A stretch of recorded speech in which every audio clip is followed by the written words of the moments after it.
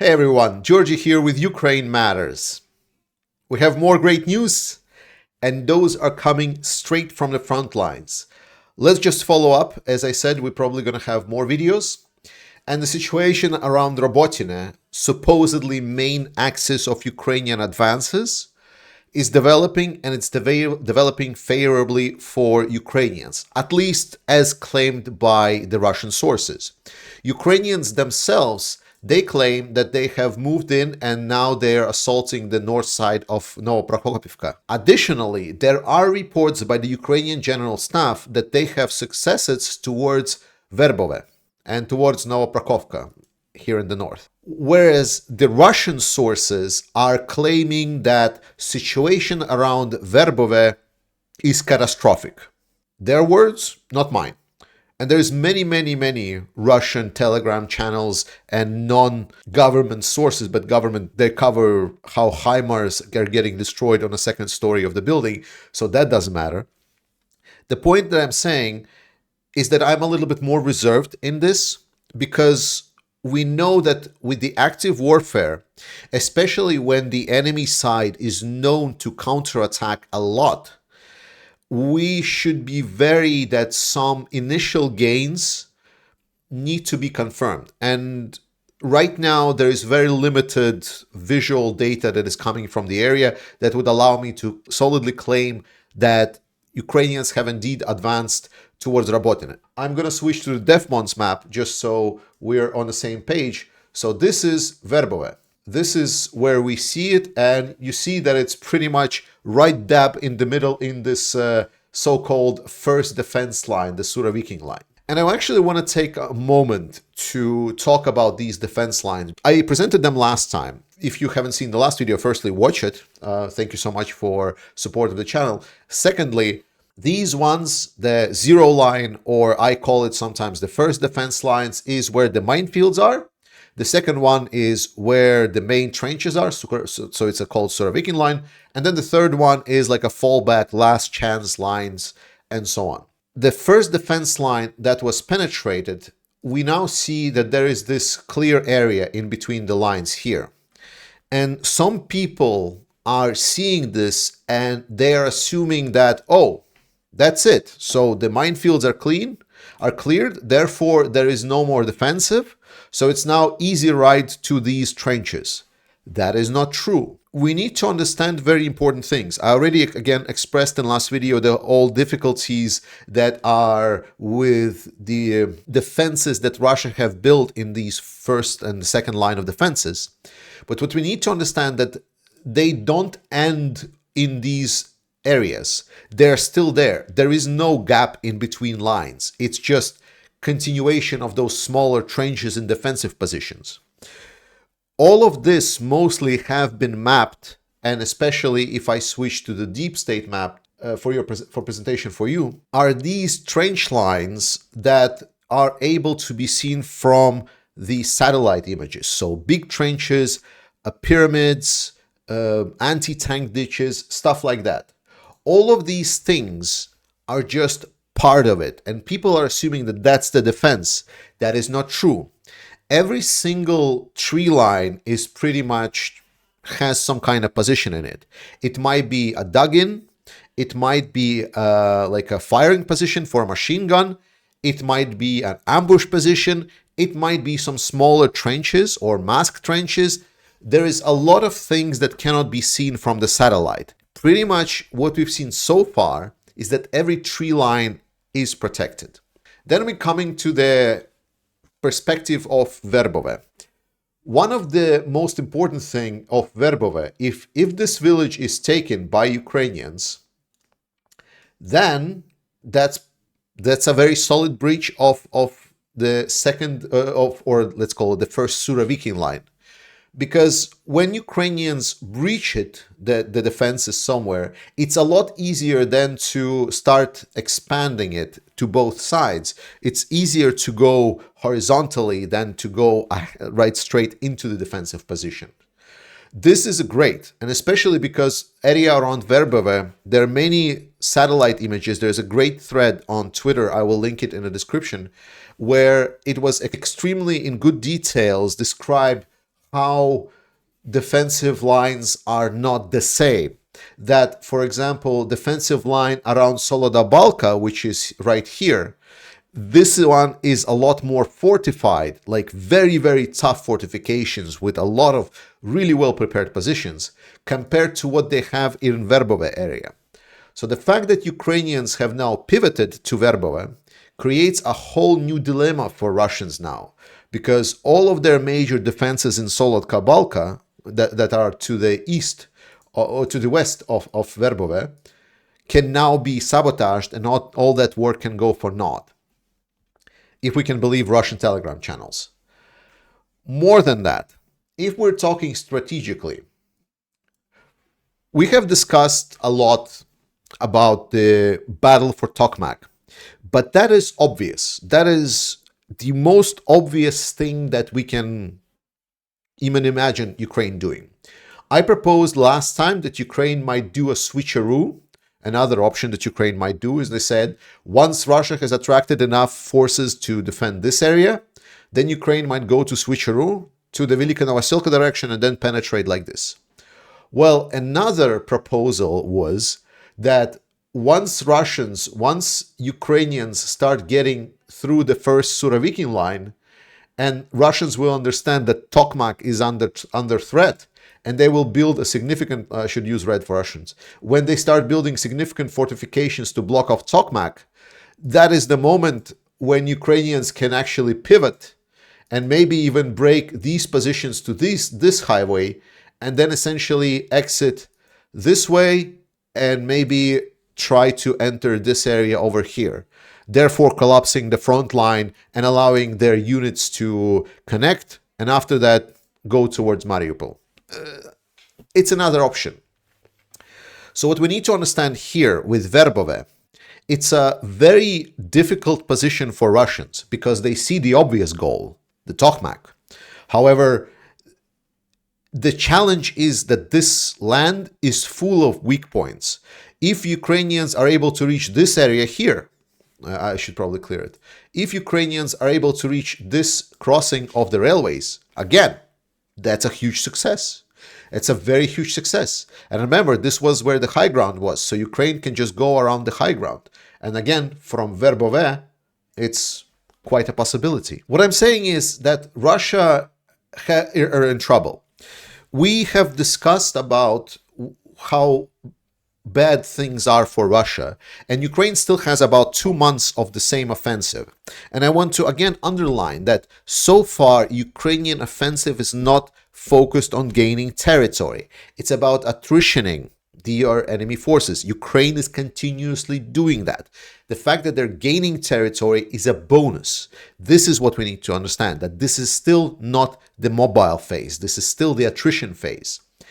And while Western mouthpieces are saying how Ukrainian offensive failed, that Russia has so much manpower, they're so defensive, when you start reading the Russian sources, even if you have Google Translate, at that moment you realize that they kind of don't sound like Western sources at all.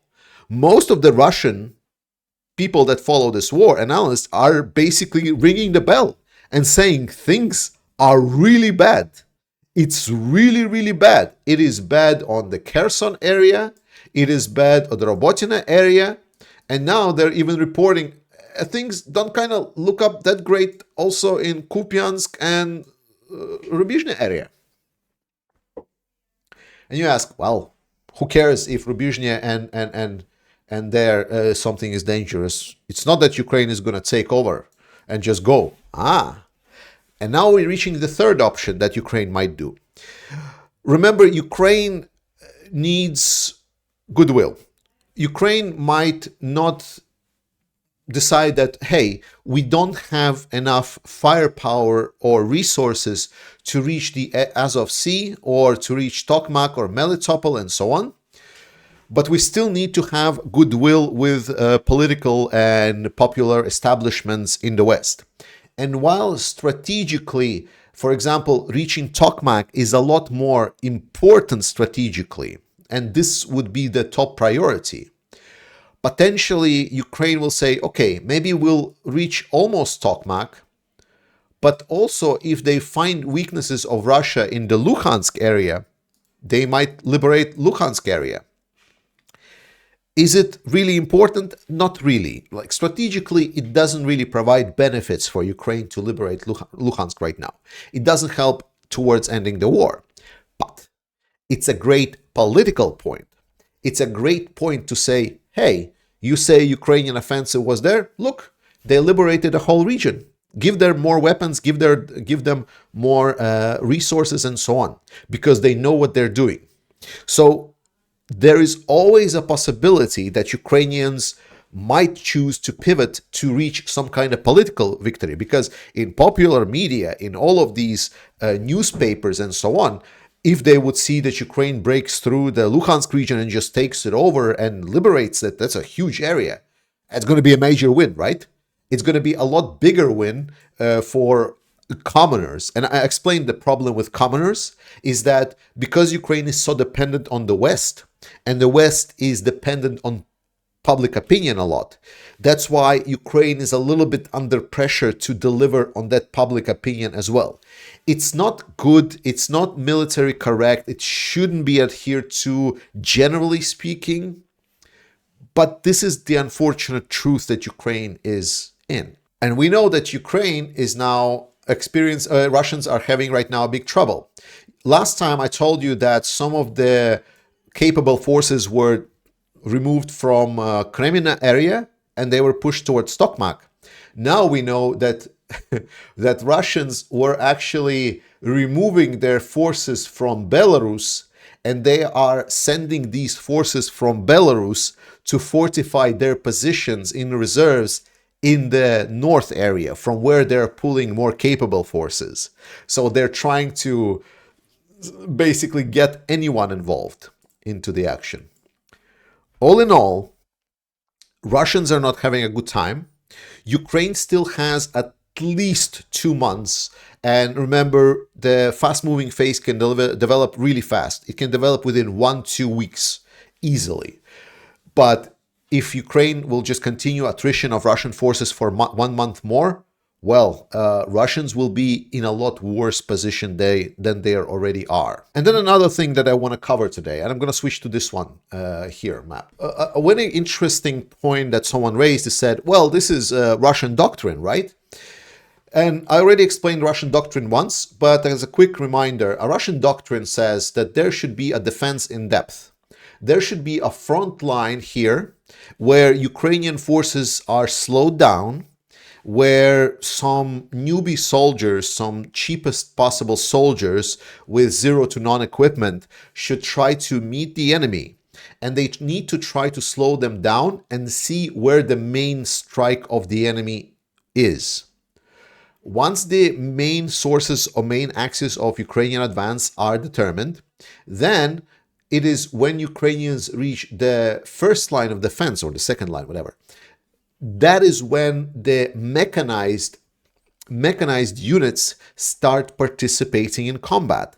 That is when the forces are starting to, the main force of the Russian army are starting to really get into action.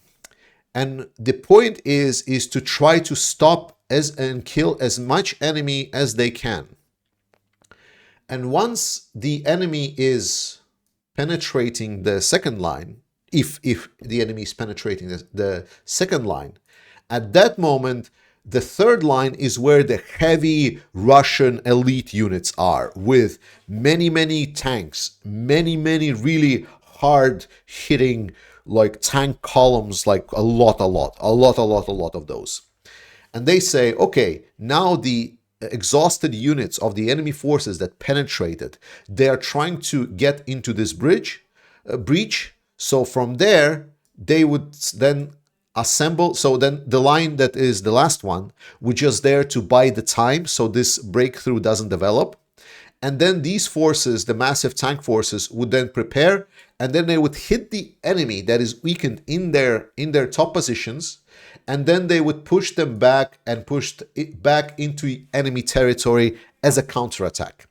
That is a very rough bastardization of the Russian tactics, but it's a tactics in 1 minute and very simplified. But unfortunately, current Russian command doesn't really follow the Russian doctrine. What we're seeing on the front lines is an anomaly. Because what Russians instead have been doing is they've been dying to hold the first or zero line of contact. They have been sending armored columns with some of the elite troops to counterattack any kind of gains that Ukraine has gotten. This, like, armor should not even be part of the zero line. That's already counter theory.